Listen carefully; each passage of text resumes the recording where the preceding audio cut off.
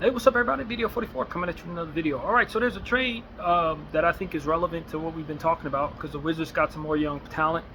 They took newly acquired Kelly Olynyk, $13 million expiring, and traded it to the Wizards for Malachi Branham and Blake Wesley. And there was also a second round pick from next year that is least favorable between three teams.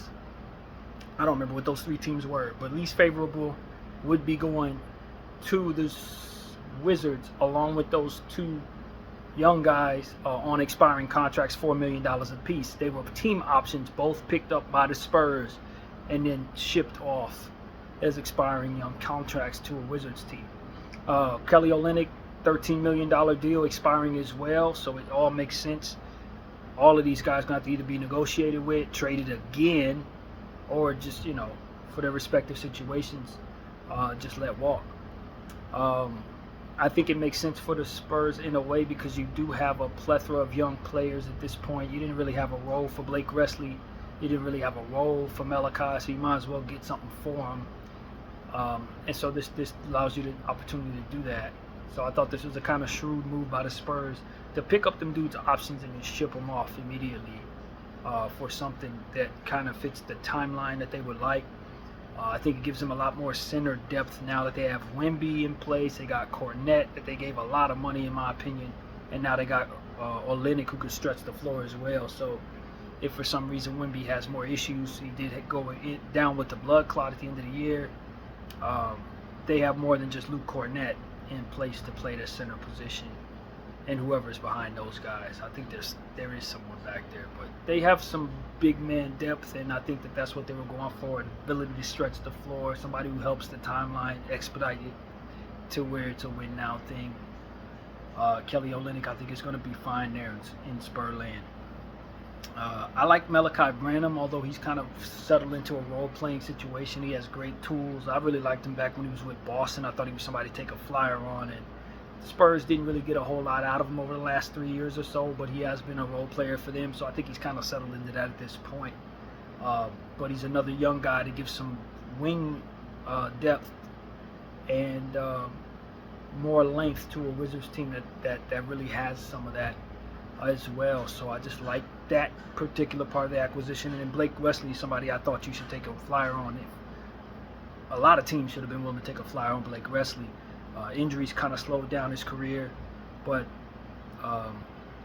he's been a slow builder as it pertains to his production. Each and every year, with opportunities given, he shows he's a nice player. So I think now the first time he's going to be somewhere else.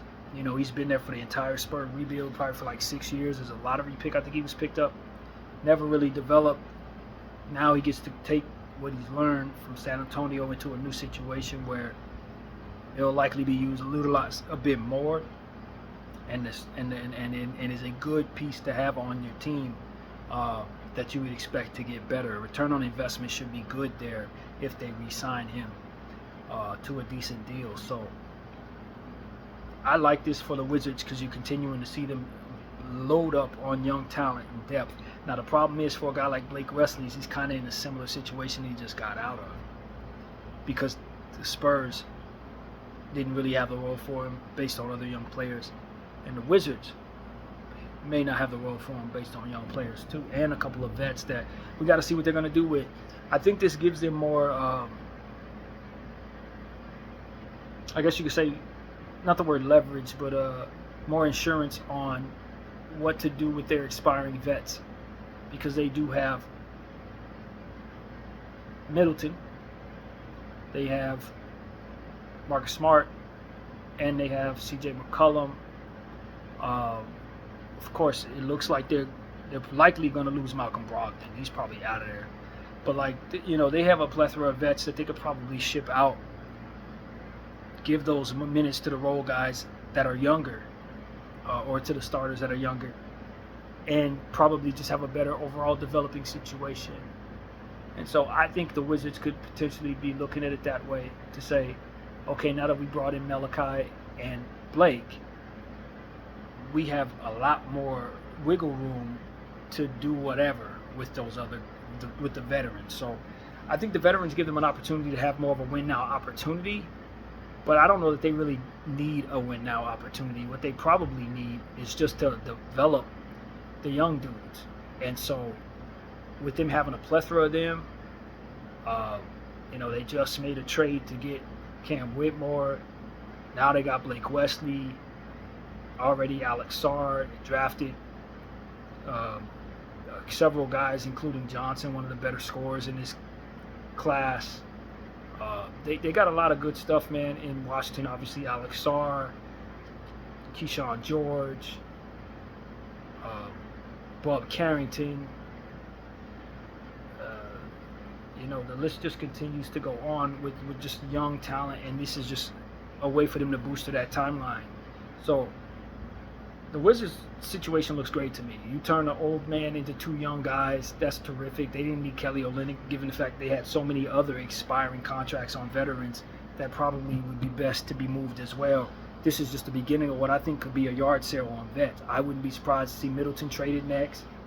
I wouldn't be surprised to see Marcus Smart traded, because that's essentially what it looks like they just did here. Start that process by moving Kelly O and turning them into two young players and a pick. So whoever their GM is in Washington right now, they're doing a great job, man. They're doing a great job. I ain't gonna lie. I don't know how it translates to them being very good this year if they move on from those vets. But like I said, I don't think you care, man. They're in a similar situation as Utah's in. You just kind of need to get addition by subtraction going so that you can run the young guys. Get all the vets out of here. Run the young guys. You got a bunch of 21-year-olds. Just let them go as far as they can go.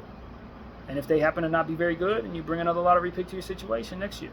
If they happen to be really good, then you start the process of maybe turning yourself into something OKC East-like. Could be possible. Who knows? So that's what I think the Wizards is all about. It's addition by subtraction, doing something with these guys instead of letting them walk. And I wouldn't be surprised to see a Marcus Smart trade next. I wouldn't be surprised to see Middleton traded next. So that's pretty much what I see there, man. It's a solid, small deal, but a significant one given the Wizards bringing young talent to them. Really good young role guys, man. Whitmore and Malachi and, Blake Wesley. These are all young players that I like. I like all three of these dudes. I would want all three of these dudes in my situation. So to me, I think the Wizards are kind of thinking like I would be thinking if I were in their situation. And so that's what I like about it. But pretty much that's what I have to say. My name is BDF44. I thank you all for watching. I'm out.